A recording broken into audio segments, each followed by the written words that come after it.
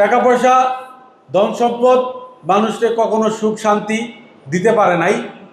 যদি পারত, বাংলাদেশের যমুনা গ্রুপের চেয়ারম্যান সাহেব মারা গিয়েছেন, বাংলাদেশের টাকা দিয়ে ইচ্ছা করলে উনি একটা হসপিটাল নিজের জন্য ডেডিকেটেড করতে পারতেন, কিন্তু সেইটাও কিন্তু ওই সময় হয় নাই, ঠিক কিনা?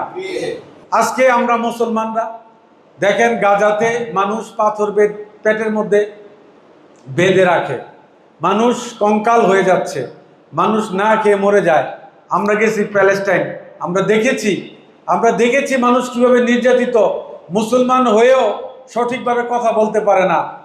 এখন আলোচ্য বিষয়বস্তু হচ্ছে তাহলে তারা কেন মার খাচ্ছে, কেন? আল্লাহ পাক তো চাইলে তাদেরকে অবশ্যই এই অবস্থা থেকে পরিত্রাণ করতে পারে, ঠিক কিনা? এইটা পরিত্রাণ তো আল্লাহ পাক অবশ্যই করবে। আজকে করুক আর কালকে করুক আর ধরেন এক সপ্তাহ, এক মাস, এক বছর পরে করুক, ইসলামের বিজয় তো একদিন হবেই।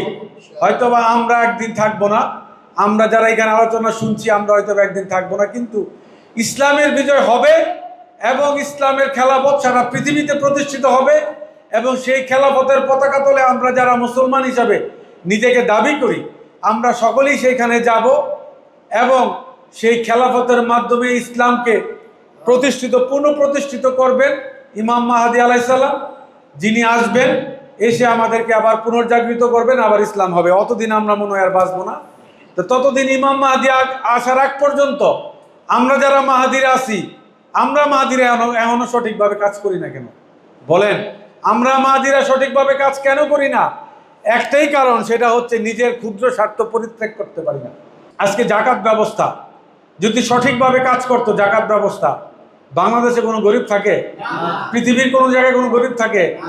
আজকে যারা সম্পদশালী আরো বেশি সম্পদশালী হয়, আর আজকে যারা এখনো গরিব তারা দিন দিন না খেয়ে আস্তে আস্তে মানে কি বলে ধ্বংস হয়ে যাচ্ছে, ঠিক কিনা?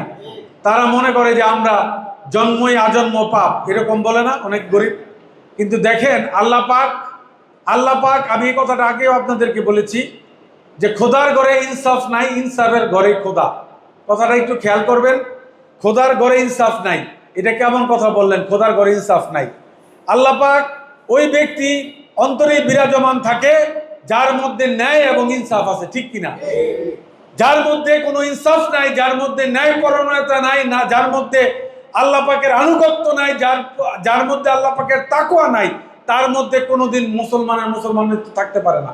নবীজির প্রেমে, নবীজির ভালোবাসায় এইখান থেকে হাজারো মানুষ দুই হাত বাইন্দা ইয়া নবী সালাম আলাইকা দিলে পরে অন্তরে নবীজির রওজা মুবারকের কথা চিন্তা করে আর দুই চোখ দিয়ে পানি পড়ে, ঠিক কিনা? এইখান থেকে চিন্তা করে 5600 কিলোমিটার দূর থেকে। আর জিন্দা নবী, বিশ্ব নবী, যিনি ইমামুল আম্বিয়া, সমস্ত নবীদের নবী, সেই নবীজির রওজা মুবারকে গেলে নবীজির কথা ছাড়া সেখান থেকে কেউ একটা কাই দিব? পৃথিবীর কোনো কেউ ক্ষমতা আছে? ক্ষমতা দিয়া পারলে মানুষকে উপকার করবেন, ক্ষমতা দিয়ে পারলে মানুষকে সহযোগিতা করবেন, ক্ষমতা দিয়ে পারলে মানুষকে ভালোবাসা শিখাইবেন, প্রেম শিখাইবেন, ক্ষমতা দিয়া মানুষকে টর্চার করবেন, ক্ষমতা দিয়া মানুষকে জেলে ঢুকাইবেন, ক্ষমতা দিয়া মানুষকে মামলা দিবেন, ক্ষমতা দিয়া মানুষের উপরে হামলা করবেন, ক্ষমতা দিয়া মানুষকে ধ্বংস করার চেষ্টা করবেন, কিছুই করতে পারবেন না। কারণ সমস্ত বড় ক্ষমতার মালিক হচ্ছে কে?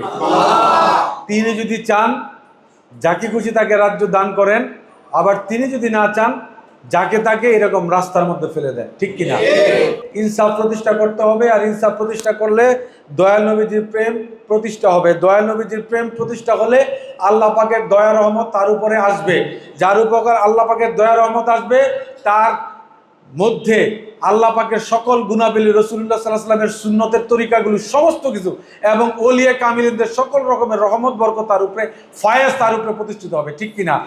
এবং এই সমস্ত ফয়েজের মাধ্যমে সকল রকমের আমল ইবাদতের একটা স্তর আছে, এই স্তর যে সময় আপনি অতিক্রম করে ফেলবেন, আপনি যে সময় আল্লাহর ওলি হয়ে যাবেন, আল্লাহর বন্ধু হয়ে যাবেন, আপনার জন্য যে সামনের দিকে যাওয়ার যে রাস্তা, যেটা সিরাতুল মুস্তাকিমের পথ, যেটা জান্নাতের পথ, সেই পথের দিকে আপনি অগ্রসর হবেন।